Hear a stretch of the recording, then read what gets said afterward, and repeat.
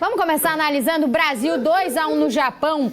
Gente, ontem o jogo, claramente o Brasil só começou a lembrar que tinha o lado direito do campo no segundo tempo, né? Porque o lado direito nunca era utilizado no primeiro tempo. Era só esquerdo, direito, o Ryan ali pouco acionado no primeiro tempo. E aquela linha de 5 e 4, tava uma loucura aquele Japão, gente, que não tava deixando o Brasil chegar pertinho do gol, mas conseguimos uma virada que foi suada. E claro, primeiro tempo ali, esse gol do Japão passou muito pela vacilada de Danilo e Casemiro também, né? Não podemos falar que não. Os dois foram muito mal no primeiro tempo, né? Muito mal o Danilo. Já tinha o lance que o Casemiro ganha o cartão. É que os dois lances estão ligados, né? O Danilo perde uma bola, o Casemiro tem que fazer a falta, leva o cartão. Sim. Aí depois de novo o Danilo perde, e aí o Casemiro não podia mais fazer a falta. Porque já tinha dois amarelos. Mas eu acho que o Alisson tinha que defender, tá? Eu que defendi...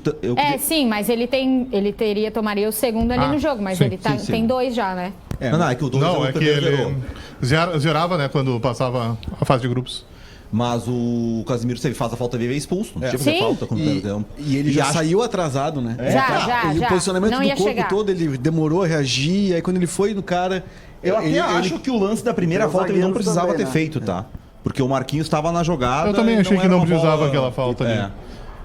E eu acho que o lance do gol, o Alisson falha. E naquele gol tem os zagueiros. Tem que defender aquele chute. Munari, tem os zagueiros também que erram, correndo para trás, que não dá para entender os zagueiros daquele nível entrando da área dentro, correndo para trás.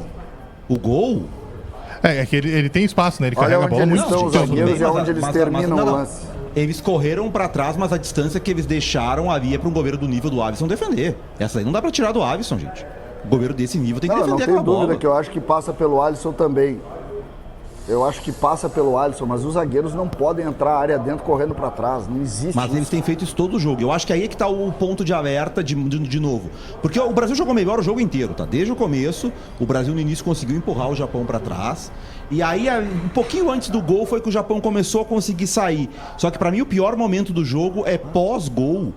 Que o Brasil tem duas formas de marcar. Ou o Brasil consegue pressionar assim que perde a bola e recupera, como foi o lance do segundo gol, por exemplo.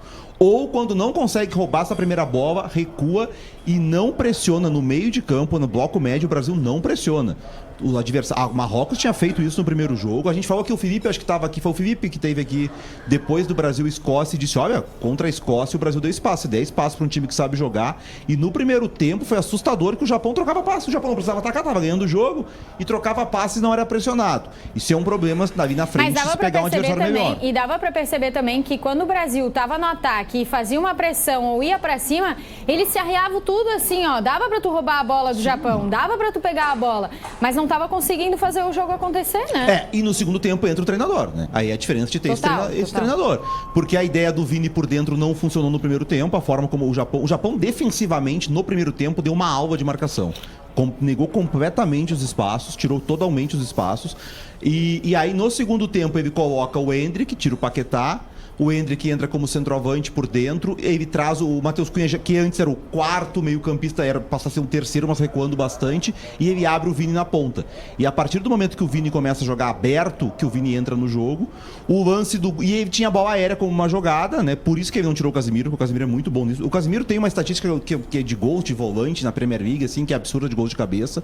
E o lance do gol é uma bola que começa com o Vini, né? O Vini atrai a marcação, aí depois tem aquela bola de retorno, o cruzamento do Gabriel Magalhães. Mas assim, o treinador teve muito mérito. Primeiro, ele não tirou o Casemiro. 99% dos treinadores teria tirado o volante que tem amarelo. Eu teria tirado também. Não pelo dá primeiro pra tempo, dizer que não. Mérito dele. Porque, agora é muito fácil dizer que não tirava. Eu tirava, óbvio. Virou até um meme. Isso. Eu teria tirado não sei quem. Por isso que não são... Por isso que não tem o 5 Champions. Exato. Por isso que veio o Carlo Ancelotti. Por isso que é muito... Por isso que antes tu tinha o Dorival Júnior, tu tomava 4 e agora tu tem o... por isso que ele ganha o que ele ganha, né? Ele é muito diferente do que já se passou. Nos últimos 20 anos, ninguém perto disso, mas a seleção brasileira não viu nada parecido com isso aí. Nada parecido. O Ancelotti, cada vez mais eu estou convencido de que o estilo italiano dele, né, a escola italiana, melhor dizendo, ele não vai abrir mão, de jeito nenhum. O Brasil que amassou o Japão no segundo tempo, só amassa o Japão porque o jogo está 1-0 contra. Porque o estilo de saída do Brasil, de começo de jogo, é defensivo. O Munari tem razão, o Brasil não pressiona e não vai pressionar. É o jeito dele, é o jeito de primeiro se proteger. Certo ou errado, bom, tu corre um risco, que foi o que aconteceu ontem. Isso saiu 2 jogos atrás na Copa. Exato, de tomar o gol. Tu corre esse risco. E aí depois tu tem que fazer o outro jogo. Né? Porque o estilo de jogo do Ancelotti é o jogo da espera. É o jogo da transição rápida. Ou tu consegue numa saída de bola que tu aperta na terceira saída dos caras, tu dá uma apertadinha de leve e aí vê se os caras forçam. Estavam saindo muito fácil no primeiro tempo. Ou a transição rápida, né? E ontem o Brasil tentou a transição rápida e houve o erro individual do Danilo. Eu estava bem na frente do Danilo assistindo o jogo e o Vini olha no olho dele a 40 metros de distância para o Danilo e diz bola assim, no fundo. Lança lá na ponta. E ele preferiu o toque por dentro aqui e errou o passe. E aí tem um erro em cadeia para mim, que é o erro do passe. O Casemiro que dá um bote horroroso, sai para ataca o jogador do Japão e aí perde na velocidade. E eu acho, tá, Munari, que o Gabriel poderia ter dado uma encurtadinha, tá? Eu cobrei muito isso do Vitão no ano passado. O Vitão corria jogava a bunda para dentro da área. E ontem o Gabriel fez algo semelhante, assim. Lembrando, tá? Mas o chute Gabriel é um baita zagueiro, tá? É muito bom zagueiro. Baita zagueiro. Muito bom zagueiro. Forte fisicamente e participa do primeiro gol do Brasil. Mas enfim, é uma cadeia de erros. Também acho que o grande goleiro tem que fazer aquela defesa do Alisson ali. Não considero como falha, mas o grande goleiro, o goleiro de campeão de Copa, ele precisa defender esse tipo de bola aí, tá?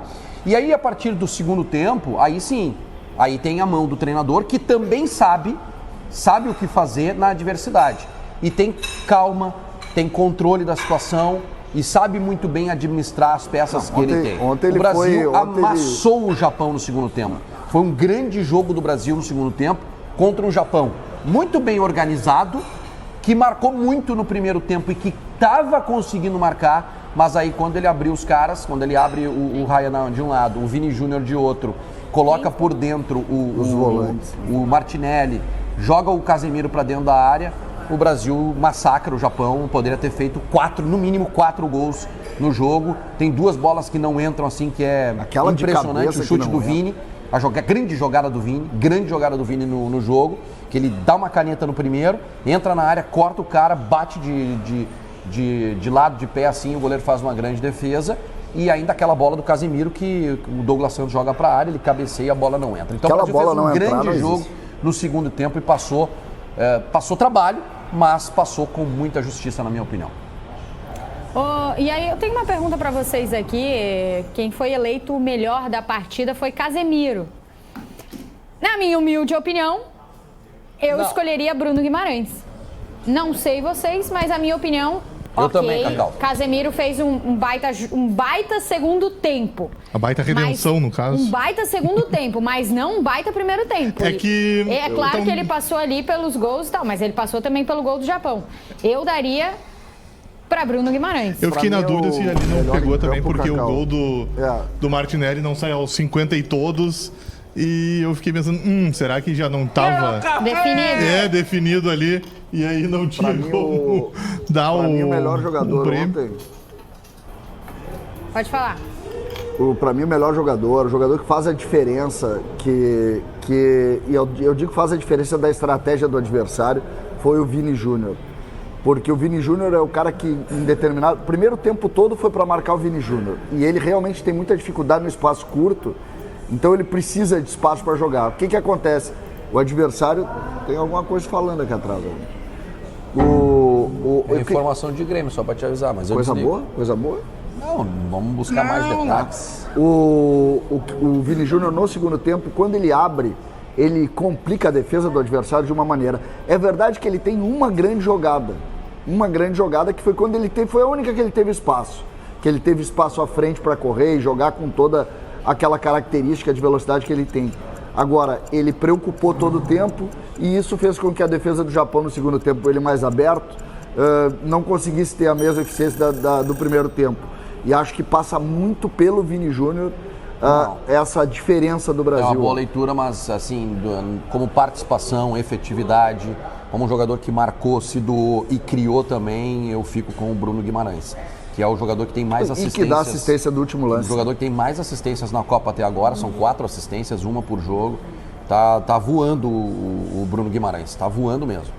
Não, chegou no final do jogo, tava aquela coisa de bola na área, eu falei, pô, virei pro meu colega do lado e disse, ó, acho que tem que tirar o Bruno Guimarães e botar o Igor Thiago e... Tu achava? Não, vai botar um grandão pra cabecear, vai o Igor Thiago. E aí dá mais 2 minutinhos, o colega da frente diz, pô, o Martinelli não dá, vai entrar o Martinelli. Esse treinador, o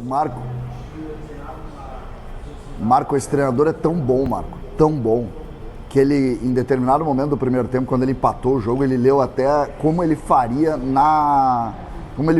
a organização do jogo até a... O empate foi no segundo tempo. Eu sei, quando ele empata o jogo, ele começa a fazer a leitura de como vai ser a prorrogação. Ele estava com tudo mapeado. Aquilo que ele fez ali foi tudo. Ele ia tirar o Endrick depois, que tinha jogado um tempo já. Ele estava todo mapeado. Acho que ele não ia tirar o Endrick, não. Claro que ia. Eu Claro não que ia. O Neymar entraria no Endrick. Não, acho que não.